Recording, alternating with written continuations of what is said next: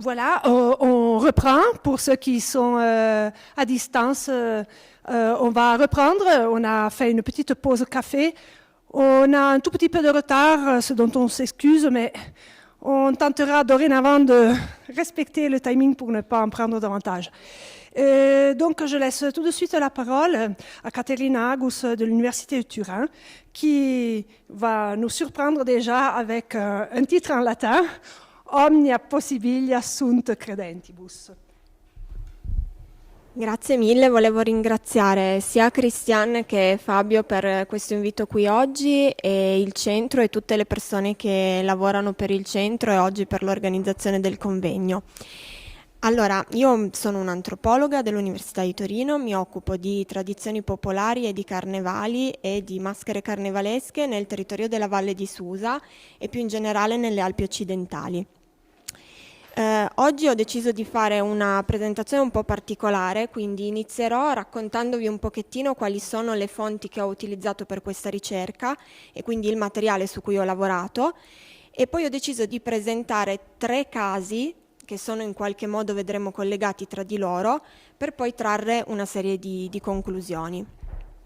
Allora, intanto questo titolo viene da un passo del Chronicon Novalicense, che è un testo dell'XI secolo, è la cronaca di un'abbazia che si trova in valle, l'abbazia della Novalesa, l'abbazia più antica che c'è in valle, che risale come fondazione al 726 a.C. Mi sembrava un titolo, diciamo, molto evocativo. Allora, le principali fonti che ho utilizzato per questa ricerca si rifanno al patrimonio orale, quindi interviste a persone del luogo che hanno ancora la memoria collettiva, possono ancora raccontare tutta una serie di motivi e di storie che sono poi entrate a far parte anche del folklore narrativo. Insieme a questo patrimonio orale, tutte le espressioni della tradizione folclorica, ma anche la cultura materiale e i documenti storici e archeologici, soprattutto alla luce dell'interpretazione che viene fatta nelle tradizioni popolari. Quindi gran parte del materiale che presenterò in questa sede è basato su un sistema di trasmissione fondato sull'oralità. Tradizionalmente questo tipo di racconti, di narrazioni venivano trasmesse di generazione in generazione durante le lunghe veglie invernali. E quello che vorrei proporvi oggi è una selezione di queste narrazioni raccolte, che sono state anche in alcuni casi trascritte e analizzate, partendo un po' da quelli che sono i temi e i motivi più rilevanti. Per cercare di dare un indirizzo alla ricerca mi sono rifatta a quelli che erano i 18 temi che aveva individuato Maria Savi Lopez, che è una studiosa del folklore, nel suo libro molto famoso Leggende delle Alpi.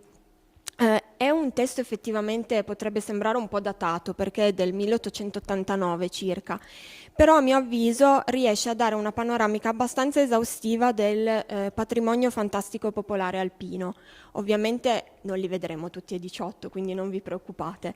Ne ho scelti per l'appunto 3 che in qualche modo però inglobano anche gli altri.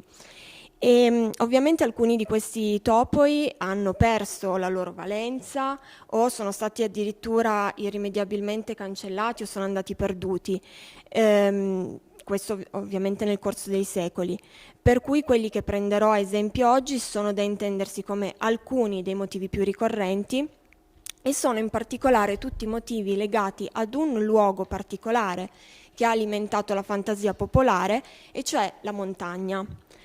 La montagna soprattutto come figurazione dello spazio ignoto, come un luogo misterioso e inaccessibile, sede di esseri fantastici che appartengono alla sfera non umana.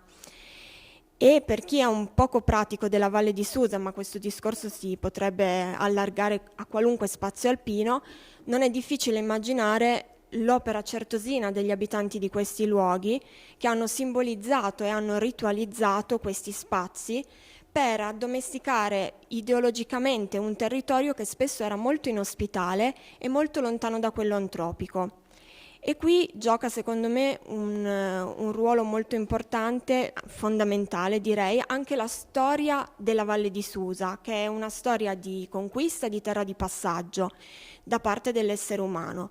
se pensiamo che i primi insediamenti neolitici sono intorno al 2000 a.C., poi c'è stato un susseguirsi di culture diverse nei secoli a venire, ne cito alcune, i Liguri, i Celti, i Galli, poi i Romani, fino ad arrivare in epoca più recente anche i Francesi.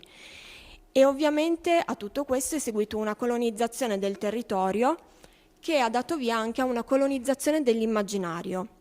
Ognuna delle popolazioni e delle culture che si sono succedute nei secoli ha lasciato traccia del suo passaggio nel patrimonio immateriale che si conserva ancora oggi. Un po' a fatica, ma si conserva. E questi influssi hanno creato una ricca geografia di narrazioni che si sono trasformate e si sono arricchite nel tempo. Senza contare poi che la memoria sociale, che io penso sia una vera e propria macchina per produrre cultura, una macchina che non si ferma mai, trasforma continuamente ciò che crede solo di ripetere. E partiamo dal primo di questi temi che ha a che fare con le streghe e la stregoneria. La nozione di stregoneria ha conosciuto in epoche e in contesti sociali diversi una pluralità di usi semantici che spaziano dall'enfasi posta sulle qualità negative di chi si dedica alla stregoneria o chi viene accusato di dedicarsi alla stregoneria, fino alla valorizzazione del ruolo assolto dai poteri occulti. E effettivamente è molto difficile riuscire ad andare a cogliere una sorta di nocciolo duro che rimanga invariato in ogni contesto, proprio a causa di questa incredibile varietà delle sue manifestazioni. Però ci sono elementi che compaiono e scompaiono, che si associano e si dissociano in una proliferazione continua di significati. Sul fenomeno della stregoneria dirò poco o niente per ragioni di tempistiche, ma insomma rimando a quello che è il testo forse più conosciuto, La storia notturna di Ginsburg, per chi volesse approfondire l'argomento, soprattutto per tutta la parte relativa alla genesi storica dello stereotipo del sabba stregonesco. Qui invece vi propongo un racconto a cui fanno eco tutta una serie di narrazioni orali, questa volta messo per iscritto da uno scrittore che era anche un viaggiatore, Giuseppe Regaldi, e poi di seguito facciamo qualche riflessione. Lui racconta, contate che stava viaggiando per la Valle di Susa accompagnando un medico che quindi visitava dei pazienti. La sera si trovano nel paese di Chianocco e il racconto a me sembrava molto carino. Entrano in questa casa, ne leggo un pezzo, rischiarata da insolita luce, e quivi ci si offerse una scena quale in vita mia non vidi mai. Un gatto nero dagli occhi scintillanti miagolava fra gli arnesi della cucina, in mezzo alla quale ardeva gran fiamma sotto un paiuolo pieno d'acqua. Uomini e donne armati di bastone vi si affaccendavano intorno e attizzavano il fuoco.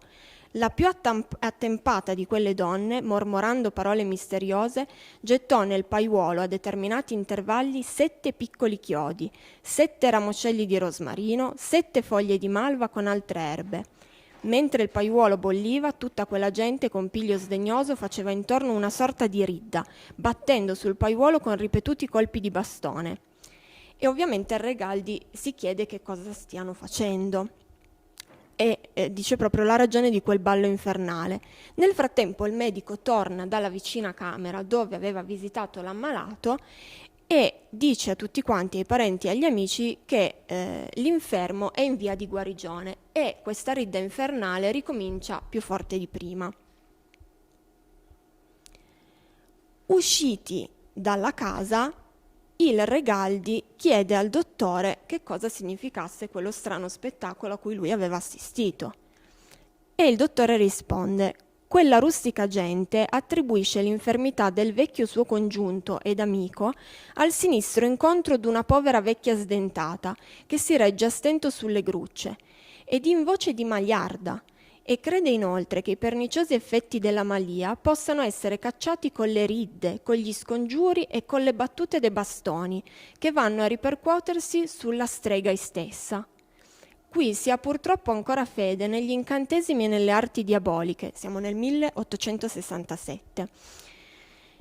Non è gran tempo che tumultuarono questi villici, tenendo per fermo che i diavoli su queste rocce rompessero battaglia fra loro. È tale fra questa gente la credenza nelle malie che si hanno in gran conto i libri di negromanzia, coi quali pretendesi di evocare il malo spirito, interrogarlo, richiederlo di consigli ed aiuti ed ottenere risposte acconce al bisogno, in ispezie per scoprire tesori e per mezzo di strane parole e strane erbe, fra le quali è molto in credito la fuggia, che sarebbe la felce, che dal negromante deve essere calcata a mezzanotte al chiarore di una lanterna con formule determinate nei libri di magia.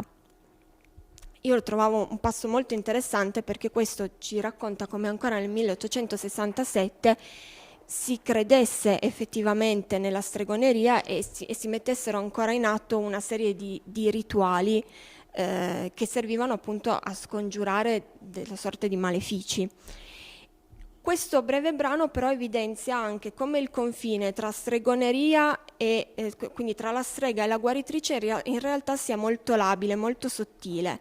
In particolare io trovavo molto interessante, questo ritorna nelle storie che ho raccolto, il motivo delle cause delle malattie ricercate in elementi esterni.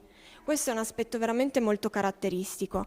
La malattia indotta dalla strega viene curata facendo riferimento ad una serie di pratiche basate sul concetto del simile magico, quindi attraverso l'utilizzo di erbe miracolose, di alcuni incantamenti misteriosi, i bastoni battuti sul paiolo in realtà colpiscono la strega. Ci sono poi tutta un'altra serie di pratiche magico-religiose molto curiose che utilizzano sempre l'ausilio di questi gesti, di segni, di erbe particolari e che curano svariate patologie, dai vermi al fuoco di Sant'Antonio, però le cito insomma solo per conoscenza. Sulle streghe però ci sono ancora alcune cose interessanti. Qui siamo nel 1901. Louis-François des Ambrois de Nevache, nelle sue note e souvenir inediti, ci racconta un altro spezzato interessante. Quindi le streghe sono connotate da altre due caratteristiche.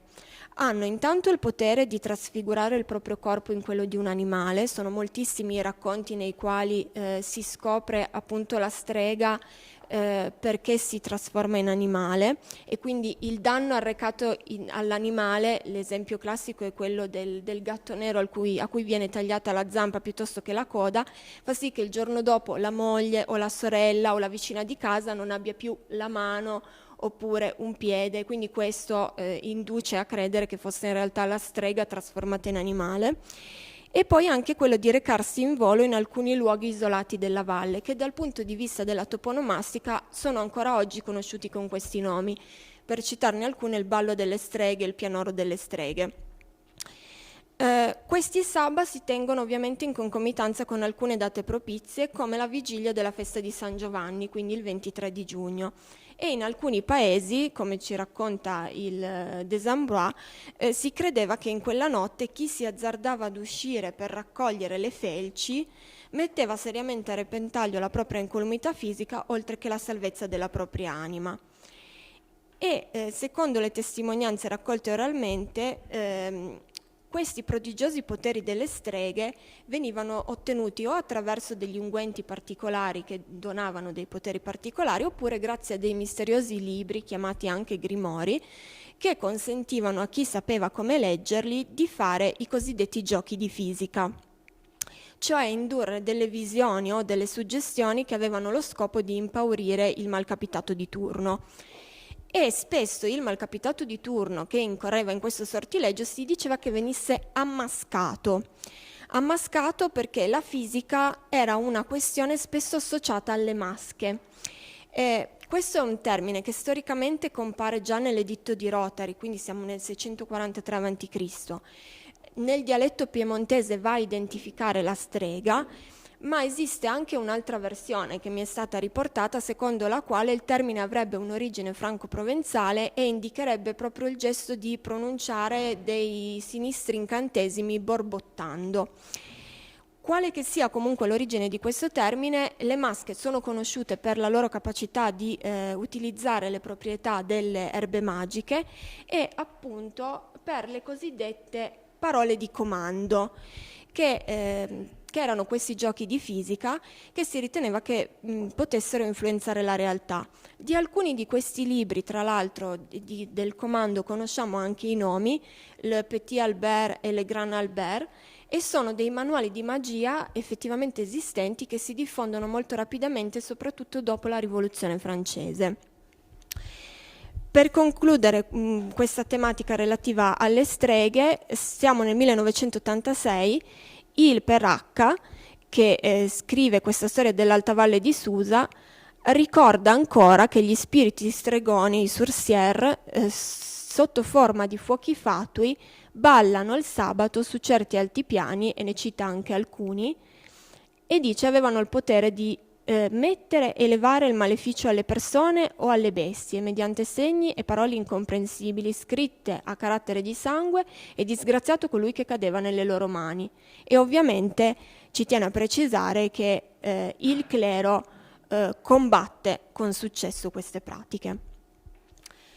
La seconda tematica di cui vi volevo parlare, che è collegata con la prima, è la caccia selvaggia. Questo è un altro tema molto conosciuto e molto diffuso, che riguarda in qualche modo le streghe, perché si dice tra le altre cose che le streghe partecipino anche alla caccia selvaggia, e viene descritta come una processione di morti, conosciuta poi con innumerevoli nomi, quindi l'esercito furioso, piuttosto che il corteo di Berta, piuttosto che l'esercito di Erode.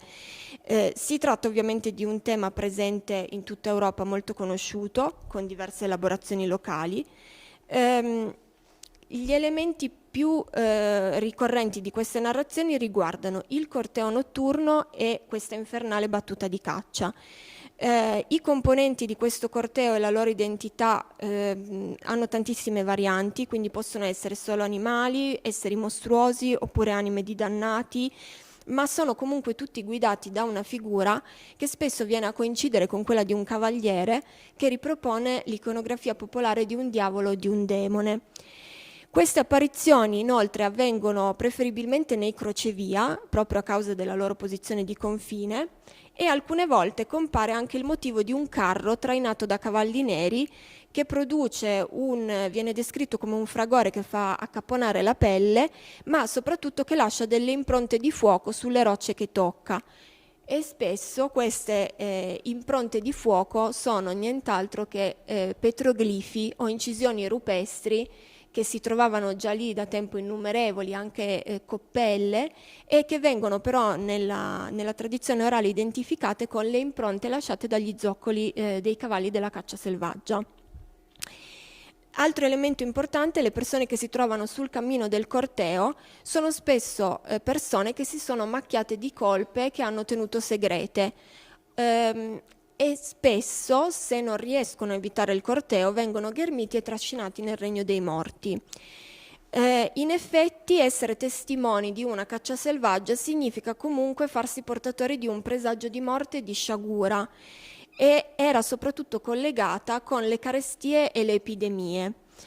Con l'avvento del cristianesimo poi assume un ulteriore significato e quindi si lega al mondo dei morti però da un altro aspetto, cioè si diffonde il motivo per cui il corteo di morti sia composto da anime che stanno purgando i propri peccati, e in alcune poche tradizioni addirittura sarebbero le anime dei bambini nati morti senza aver ricevuto il battesimo.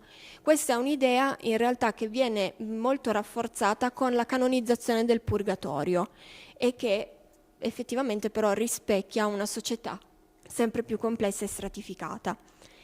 Il capo di questo esercito furioso è spesso una figura che viene descritta con tratti molto simili a quelli dell'uomo selvaggio. E qui arriviamo al terzo tema. Un cavaliere, un uomo grande e robusto, dotato spesso di un bastone o di una clava, alcune volte descritto anche come una figura irsuta. E l'uomo selvaggio compare nelle tradizioni alpine con due tipologie di significato. In genere è considerato una sorta di eroe culturale, soprattutto colui che trasferisce i propri segreti ai pastori e ai contadini e poi fugge nella montagna o nel bosco per non fare più ritorno. Quindi è un maestro nell'arte casearia, nell'apicoltura e essendo considerato il primo abitatore delle Alpi è colui che insegna all'uomo queste arti. però assume a volte anche delle caratteristiche negative, soprattutto quelle del modello del trickster, e in alcuni casi, là dove c'è stata una cristianizzazione molto forte, va anche a impersonare delle figure molto negative, quindi spesso viene associato proprio per la sua estetica, quindi metà uomo, metà animale, corpo irsuto, villoso, al diavolo, o comunque a delle figure demoniache. Sulle narrazioni in cui svolge un ruolo negativo vale appunto la pena dire che in alcuni racconti addirittura diventa rapitore di bambini e poi antropofago, e in alcuni casi compare appunto come conduttore della caccia selvaggia. La cosa interessante è che nella nostra valle è molto diffuso questo mito di Jean Delurs, e su questo dirò poi una cosa con le conclusioni a cui arrivo tra brevissimo. E spesso capita che questa figura penetri anche all'interno dei carnevali, e quindi molto spesso ritroviamo dei carnevali nei quali ci sono degli orsi agghindati con elementi vegetali, oppure degli uomini selvatici con dei travestimenti irsuti, villosi. E in qualche modo diciamo che l'iter di questi carnevali è più o meno sempre lo stesso, quindi una caccia all'animale che termina poi con il suo allontanamento o il suo addomesticamento tramite il vino. E per arrivare alle conclusioni, allora, per trarre qualche conclusione, uno degli elementi più interessanti che ho riscontrato in questa ricerca è stata senz'altro la sopravvivenza di queste narrazioni, e poi ce ne sarebbero molte altre, fino alle soglie della cosiddetta modernità, specialmente negli ambienti più appartati in senso geografico, come appunto le valli alpine. E le tradizioni orali possono conservarsi nei secoli senza l'appoggio al rinnovamento della memoria collettiva, sostenuti in più modi, in quanto l'uomo è spesso fabulatore anche quando non sa di esserlo. E sicuramente la persistenza di alcuni elementi va proprio a richiamare la forza vitale della narrazione, il potere che esercita sugli immaginari dei diversi gruppi umani, mentre i mutamenti che è possibile osservare nel tempo, anche quelli portati dalla cristianizzazione, e magari con questi la graduale cancellazione di alcuni elementi narrativi o nuove integrazioni, rivelano le trasformazioni specifiche di queste narrazioni. Ma è anche interessante osservare come tra i depositari di queste memorie vi sia, e questa è una cosa che io ho riscontrato, una parte di persone in cui è forte la volontà di raccontare, al fine anche un po' di certificare il proprio essere stati testimoni, e quindi questo ruolo di testimoni, ma c'è anche un'altra parte che con una sorta di pudore, io lo chiamerei, tende a rendere poco manifeste certe angolazioni di queste narrazioni della propria cultura, spesso perché sono sentite un po', e questo è un termine che ritornava, come inferiori, e quindi capita che ad esempio l'informatore chiarisca a chi faceva la ricerca, in questo caso quindi io, che i fantasmi, gli spiriti folletti, le streghe, sì, ma sono frutto di leggende, sono fantasie, oppure sono cose da bambini. E quindi le storie in cui compaiono le creature fantastiche sono spesso appunto indicate come leggende, fiabe o favole, ed è un po', a mio avviso, frutto di una necessità dell'uomo di crearsi un mondo parallelo totalmente svincolato dalla realtà. E gli ultimi 10 secondi invece per dare una notizia su cosa ne è attualmente di questo folklore narrativo. Come dicevo a qualcuno ieri sera, si è da poco costituita una sede del Museo delle Religioni Raffaele Pettazzoni all'Ecomuseo Terre di Confine di Ferrera Cenisio, che è insomma uno dei paesi più alti e quasi al confine con il Moncenisio della Valle di Susa, che è anche il luogo in cui Rabelais ambientava la vicenda di Jean Delurs nel quinto libro del Pantagruel, quindi ecco che alcune tematiche tornano, e il neonato museo si occuperà tra le altre cose proprio di raccogliere questo patrimonio orale immateriale e di divulgarlo perché non ne vada persa la memoria, e ovviamente si cercherà di farne una rilettura il più possibile fedele a quelli che erano i significati e le interpretazioni che venivano date in passato, ma tenendo conto e ricercando anche gli sviluppi e le trasformazioni che questo patrimonio ha acquisito con la modernità. Vi ringrazio per l'attenzione.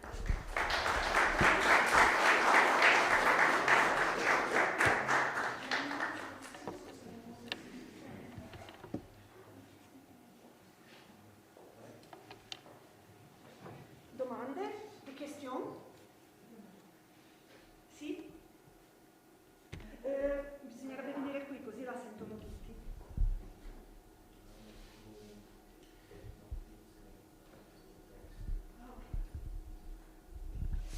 Allora, no, io volevo chiedere a Caterina se nei testi che hai studiato, come viene menzionata da un punto di vista linguistico la strega, perché tutto quello che tu hai detto fa riferimento a una sfera d'azione che è più tipica delle masche, no?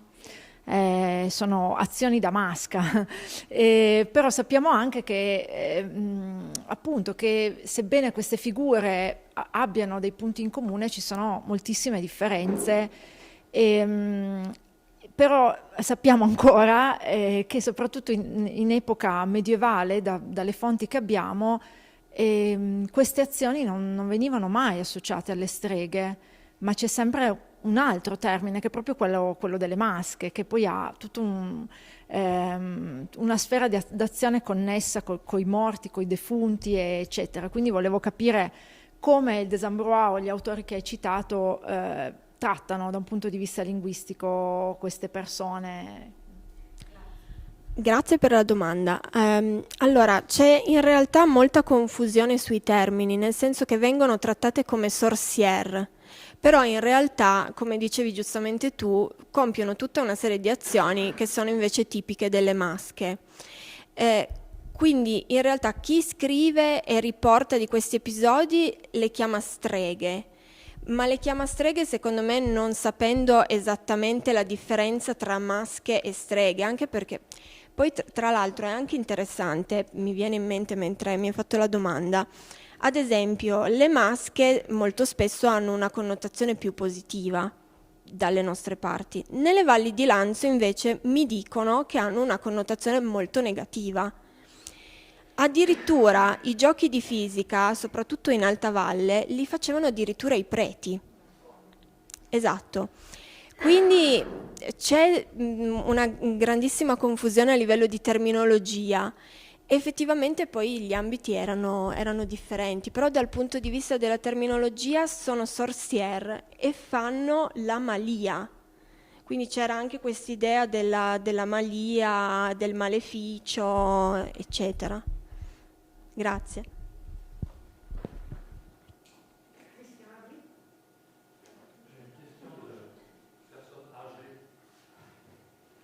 J'ai vu passer un document sur des cavernes. Solodio, non? J'ai cru voir Solodio. Qu'est-ce qu'il y avait? J'ai vu un document qui était, oui, qui était, que je connais par ailleurs, qui était sur Solodio. Non, j'ai mal lu. Attendez, Solodio. Mais en français? Non, toujours dans votre... Allora, ça c'est la Dora Memoria. Non. Solodio. S-E-2... Ça, c'est Dominique Abré-Desfayet. C'est Dominique Abré-Desfayet, ça? C'est Desambrois de Nevache. Oui, ça, c'est ma femme. Abré-Desfayet, c'est ça?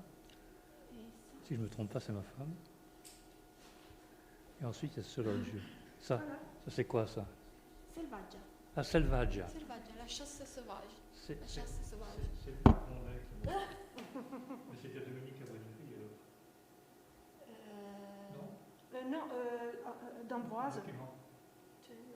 Come si chiamava l'autore, quello che hai detto, D'Ambroise? Ah, c'est Louis-François Desambrois de Nevache. Ah, voilà. J'avais mal vu. Merci à toi. Bien, merci beaucoup, Caterina. s'il n'y a pas d'autres questions, j'appelle Liazzola, dalle Alpi alla Siberia, encore un dépaysement.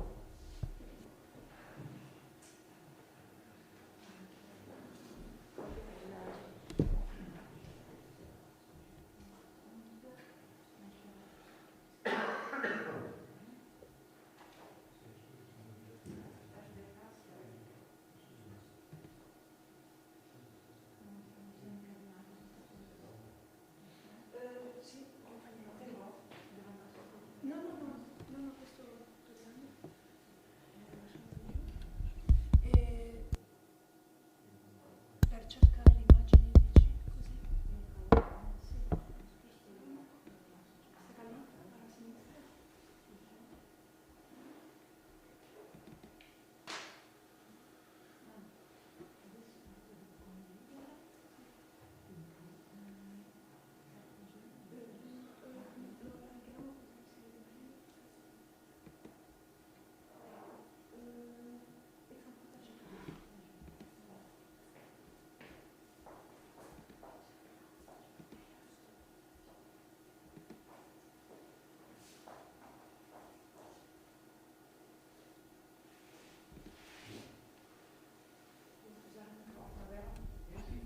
Sì.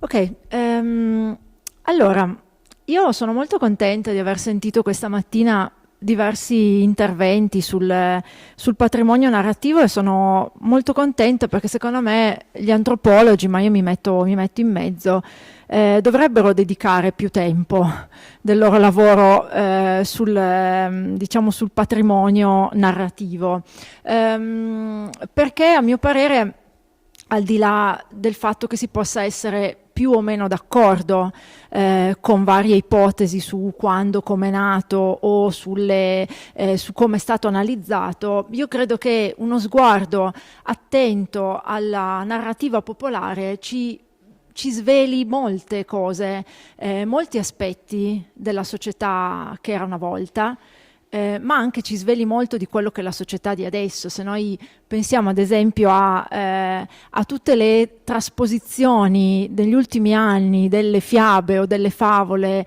animate o in live action, credo che sia un segnale estremamente interessante che ci dà il patrimonio orale, che si riformula di continuo.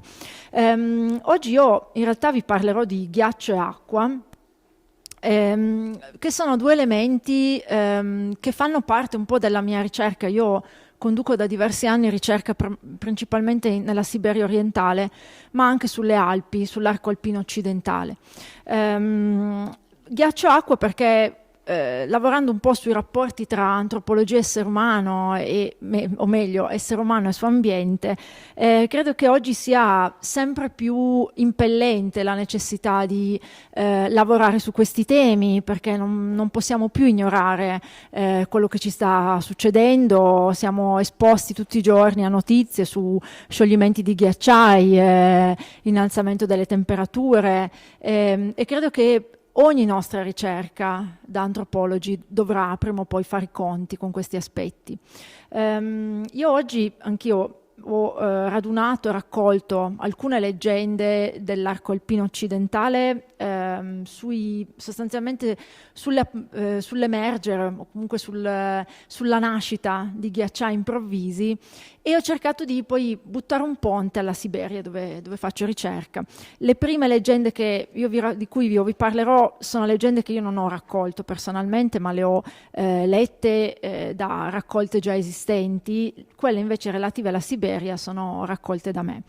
I ghiacciai, noi sappiamo ovviamente che la storia del nostro pianeta è stata attraversata da periodi ovviamente di variazioni climatiche. Questo lo possiamo leggere tranquillamente in molte fonti, dalle ultime glaciazioni al periodo di Olocene, quindi con una temperatura più mite, a quella che è stata un po' l'ultima glaciazione, cioè la piccola era glaciale, che i climatologi fanno più o meno iniziare attorno al 1400 più o meno e fanno terminare a metà dell'Ottocento, quando poi secondo loro è ormai anche secondo molti antropologi inizia quel periodo chiamato Antropocene, che oggi è proprio un po' al centro delle discussioni dell'antropologia culturale contemporanea. Ora, noi non sappiamo effettivamente se le narrazioni sulla nascita dei ghiacciai siano effettivamente riconducibili a quest'ultima piccola glaciazione. Quello che noi sappiamo però è che è un'epoca in cui noi abbiamo tantissimi documenti su questi ghiacciai che in realtà si espandono. Abbiamo documenti di viaggiatori, di persone che attraversano le Alpi, che ci descrivono come passi alpini che in passato, nei loro tempi, erano percorribili e c'erano persino delle strade. A un certo punto non si possono più valicare perché c'è troppa neve. Quindi non si sa, forse arrivano da quel momento storico lì, forse no. Però secondo me la cosa ancora più interessante di queste narrazioni è che hanno dei temi comuni, in cui il ghiacciaio ad un certo punto arriva come una sorta di castigo, cioè di pena, o castigo o una punizione per un tabù che viene infranto. Iniziamo dalla Valle d'Aosta, quindi da qui, Valle dell'Is, ghiacciaio del Colle del Felic. Durante il periodo medievale era transitabile, quindi vi passava infatti un sentiero quasi acciottolato, comunque carrozzabile, e che ad un certo punto si copre di neve. Qual è la leggenda standard che viene raccontata? Sostanzialmente la leggenda parla di un periodo pre-ghiacciaio in cui in questo colle ci sono i pascoli, c'è il verde, c'è abbondanza, c'è prosperità, al punto che gli abitanti diventano così orgogliosi, così avidi, che quando arriva un mendicante a chiedere del cibo e di essere rifocillato, tutti rifiutano.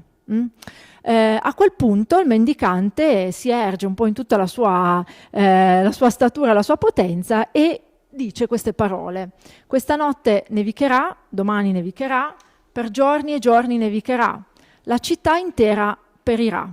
E effettivamente inizia a nevicare, una neve tra l'altro scarlatta, una neve rossa, finché effettivamente la neve ricopre tutto il paesaggio, ma ricopre anche le persone, quindi dando origine a questo ghiacciaio.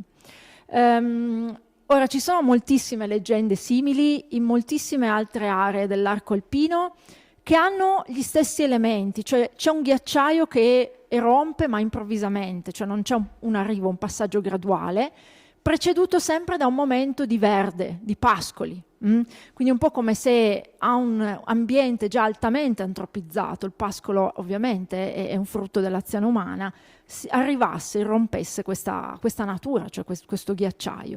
C'è sempre una contrapposizione tra gli abitanti o un signore locale e un mendicante che generalmente appunto è un vagabondo e ha i vestiti logori, che chiede qualcosa, e questo qualcosa gli viene negato. Dopodiché irrompe il ghiacciaio, cioè il popolo, gli abitanti vengono puniti. Normalmente si tratta di una punizione di Dio che reputa queste persone troppo avide e quindi fa arrivare il ghiacciaio.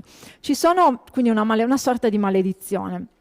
Ci sono poi alcune varianti, ad esempio in questo sviluppo narrativo ci sono varianti in cui una sola persona aiuta il mendicante. Normalmente questa persona è identificata a sua volta in un marginale, cioè una persona che è magari molto anziana o è in condizione di povertà rispetto agli altri abitanti, ed è l'unico o l'unica che gli offre generalmente del latte. E il mendicante a questo punto ammonisce, dice attenzione, scappa, vattene, e infatti poco dopo irrompe il ghiacciaio, che però risparmia solo la persona che ha aiutato questo mendicante. Appunto la narrazione del massiccio del Bernina è proprio su questo stile, quindi c'è appunto un anziano, un servo che aiuta il mendicante, che viene risparmiato. Altra leggenda simile la troviamo in Val Senales, e qui c'è ancora un altro elemento che ci permette di inquadrare una serie di temi più ampi e di sovrapposizione con altri temi delle leggende dell'arco alpino. Qui cosa succede? Succede che i protagonisti sono i pastori che portano le greggi nella valle di Vent, quindi siamo in Val Senales, vicino tra l'altro al Similaun, al ghiacciaio del Similaun. No, continuo, però è vero che c'è sta roba che disturba. Al momento di ritirare, quindi di riportare a valle gli armenti, fa ancora molto caldo, questi pastori si recano ai pascoli in maniche di camice e incontrano la strega del Tisegnoch, questa vecchia estremamente infreddolita che gli dice: muovetevi, dovete andarvene perché a breve nevicherà. I pastori la ignorano e immancabile arriva la bufera di neve che genera un ghiacciaio. E qui appunto, come vi dicevo prima, ci sono diverse sovrapposizioni. Innanzitutto c'è il tema della pena fredda, pena fredda che è associata al ghiacciaio, che è un'entità viva, rumorosa, sinistra, potente, a volte identificata in esseri umani che hanno sempre freddo. Anche questi sono stati dannati, quindi vagano e cercano continuamente di riscaldarsi e non riescono mai. Quindi la strega è un elemento che ci riporta a questo tema della pena fredda, ma ci riporta anche a tutto un insieme di figure, appunto prima abbiamo nominato Shebesta, come la Bregostana, anche qui queste zone del nord-est. E forse c'è un po' di rimando, non so cosa è successo. Scusate, potete chiudere il microfono? Est-ce que vous pouvez fermer le micro en ligne? Non, je vais le faire.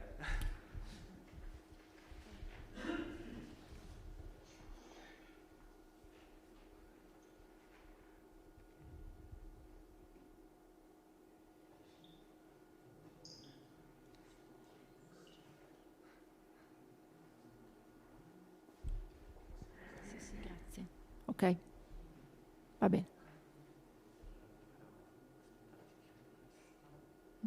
D'accordo. No, va bene. Ok, va bene. Quindi dicevamo diversi temi narrativi che confluiscono in queste leggende, quindi il tema di altri esseri fantastici, ovviamente ritorna un po' l'immagine dell'uomo selvatico, molti riferimenti e molte, a mio parere, sovrapposizioni. È interessante notare che le stesse tipologie di leggende, quindi con lo stesso sviluppo narrativo, sono anche riferiti all'acqua, cioè a leggende sulla formazione dei laghi in area alpina o prealpina. Prima parlavamo della Valle Susa. In Valle Susa, da Vigliana, ci sono questi due laghi che sono tra l'altro di origine glaciale, e le leggende sono identiche. Sostanzialmente si parla appunto di una città molto ricca, molto avara, arriva il mendicante, solita storia che chiede rifugio, questo non viene ascoltato e la città viene sostanzialmente sopraffatta da una bufera e da una tempesta che provoca poi questi laghi. In alcune varianti i laghi, qui si inserisce appunto la parte soprannaturale e anche religiosa, si creano proprio come punizione per questa infrazione dell'ospitalità quasi delle voragini che sono profonde sostanzialmente fino agli inferi, fino all'inferno. Una di queste leggende, anche a mio parere molto interessante, parla della formazione del lago di Monate. Il lago di Monate è un lago tra il lago di Varese e il lago Maggiore. Anche in questo caso abbiamo lo stesso tema articolato un po' diversamente. Una fanciulla rifiuta le avance di un proprietario di un castello che però era l'unico ad avere un pozzo. Lui le nega l'accesso al pozzo e lei lo maledice, augurandogli di rimanere sempre assetato anche nell'aldilà.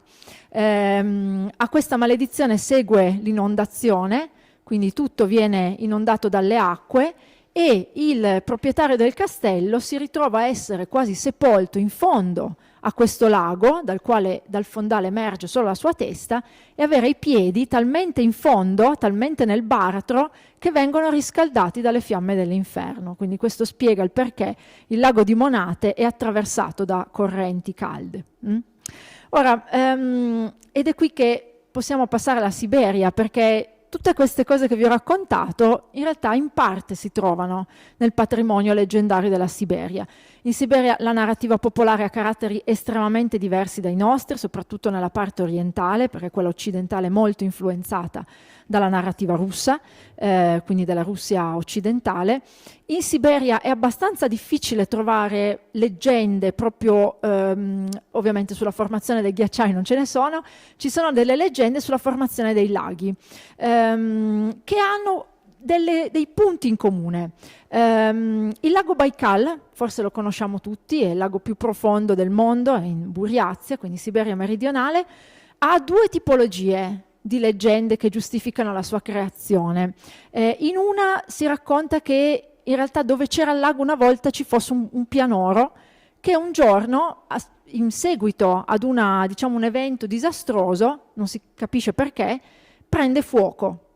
Gli abitanti chiedono alle divinità del Pantheon buriato di spegnere questo fuoco, le divinità non le ascoltano, non ascoltano gli abitanti, al che gli abitanti chiedono aiuto in modo specifico allo spirito del fuoco, che in Siberia è il principale, è lo spirito più importante, che regola tutta l'attività non umana tra gli umani e i non umani. A quel punto lo spirito del fuoco fa cessare il fuoco e grazie al suo intervento si genera questa buca profondissima che viene riempita di acque cristalline.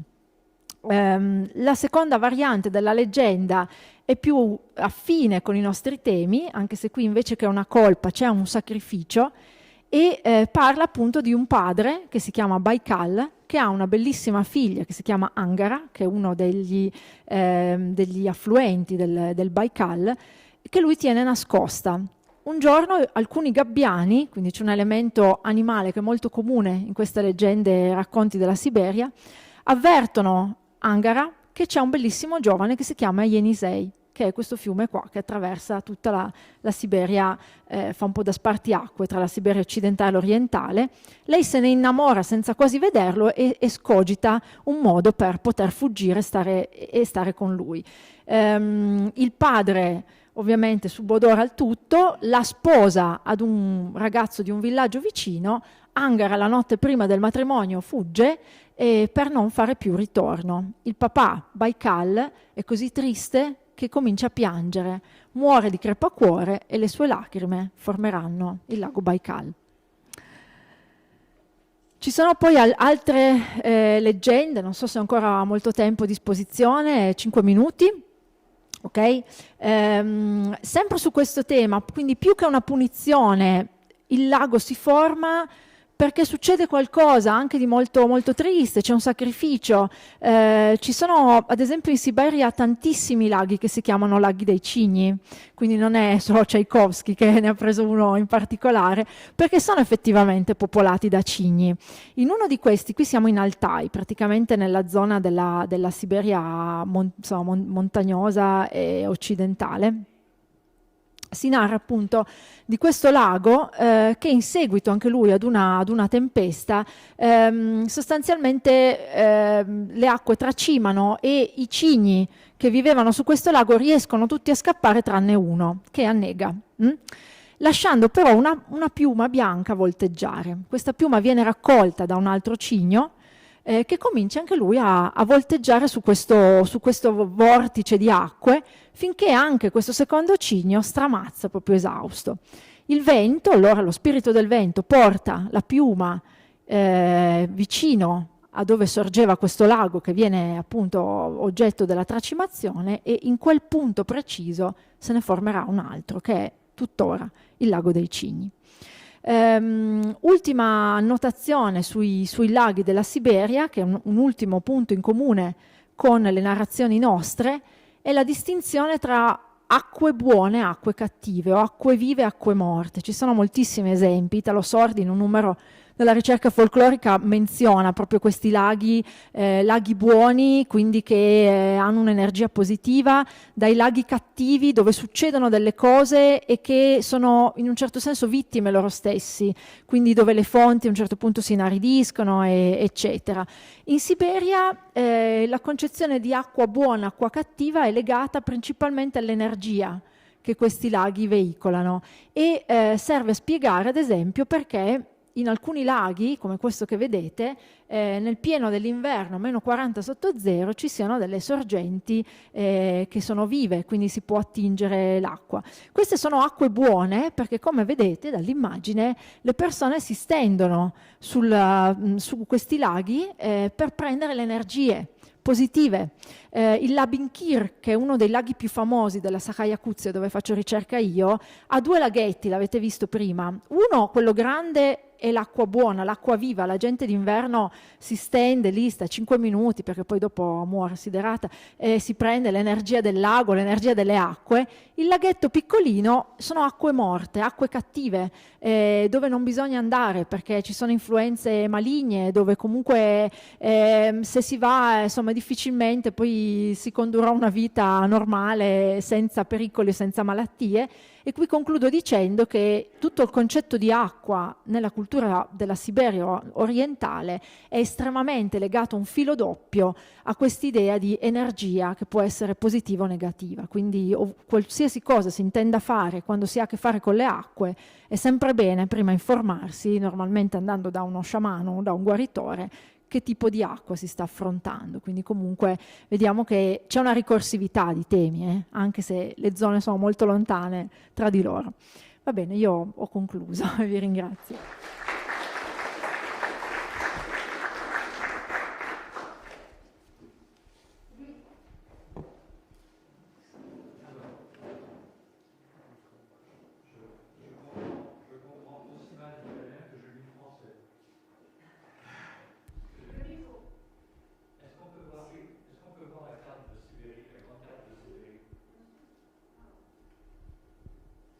Grande carte. Voilà. Alors, il y a deux zones. Il y a une zone ici, là, ça, cette zone-là, une zone là-bas. Il y a deux zones. Il y a quelque chose. Allora, poi c'è tutta la partie della Siberia occidentale, ça c'est la pierre épineux. Tu partages la Siberia. Et là tu as parlé de... Voilà, et c'est là que tu as trouvé un type de légende particulier ici sur les lacs. Là, c'est le lac Baïkal. Oui. Tandis que les deux dernières légendes Oui. se réfèrent à cette région ici, c'est la Yakoutie. Voilà, Yakoutie. Donc je suis très intéressé par la typologie des légendes, plus à l'ouest. Est-ce que je peux avoir la carte de l'Isère ? Mais non. Alors, avec Charles Joysten, pour finir, qui s'intéressait beaucoup aux grandes divisions de l'espace des croyances, division. Donc, on a fini par reprendre son idée. On a publié dans la revue de géographie alpine, c'est une des grandes revues de géographie internationale que tu connais, et donc on a surpris nos amis suisses qui éditaient ça, parce qu'on a intitulé un article « Peut-on expliquer l'absence de catastrophes surnaturelles à l'est de Paladru? Il Cristo si è fermato a Paladru ».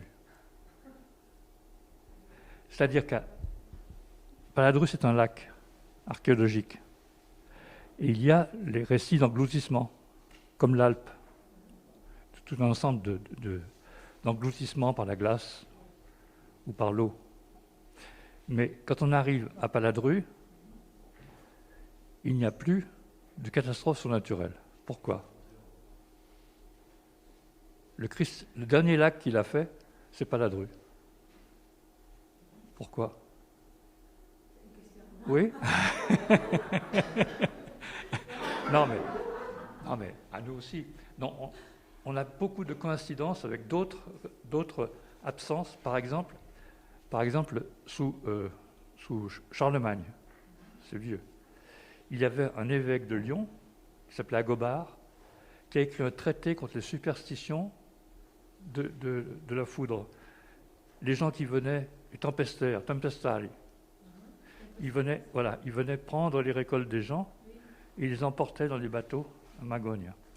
Et alors, au fil des siècles, depuis Charlemagne, il n'y a plus de catastrophes surnaturelles dans le bas pays, qui a des récits antiseigneuriaux surtout. Les responsables, c'est les seigneurs. Ça s'est en quelque sorte laïcisé en agents qui sont les puissants de l'endroit. Il n'y a plus de Christ. Dans les catastrophes surnaturelles, le Christ existe toujours, je pense. On suppose. J'essaye à répondre en français, ma non garantisco nulla. Alors, les récits et les légendes que je vous ai contées viennent de sources qui sont plus récentes. Donc, ils datent en 1850, du 1600 au 1800. Mais quand même, on ne sait pas, en fait, quand ces légendes furent recueillies. En ce qui concerne la Sibérie, je peux dire, mais ça je le dis sans doute, je sais pas pourquoi il n'y a pas de légendes surnaturelles, mais je peux dire que l'élément surnaturel est un peu sottinteso, sous-entendu. Est sous-entendu parce que je crois que David et Stéphane peut-être vous montreront en manière un peu plus claire. Dans ces endroits, chaque action du monde terrain correspond à une réaction du monde des non-humains. Donc, je crois que c'est pour ça que aussi dans les légendes, il y a la catastrophe, mais c'est jamais expliqué qui cause la catastrophe. La catastrophe est causée par qui? Donc, ça n'est jamais dit. Mais il y a, aujourd'hui, c'est toujours là. Mais c'est une supposition.